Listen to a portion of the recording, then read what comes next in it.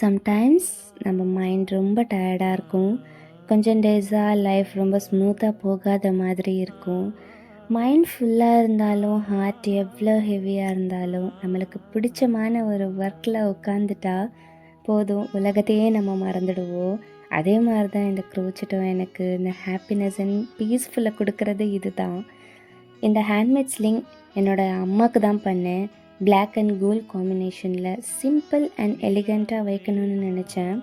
Chain choose பண்ணதுலேருந்து சிப்பர் fix பண்ணுற வரைக்கும் கொஞ்சம் ஸ்ட்ரகிள் ஆனேன்.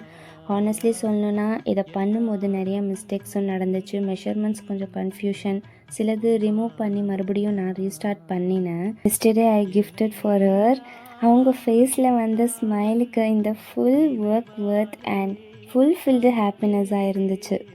ஃபைனலி கம்ப்ளீட் பண்ணுறப்போ ரொம்பவே சாட்டிஸ்ஃபேக்ஷனாக இருந்துச்சு. Crochet is slowly becoming my comfort place.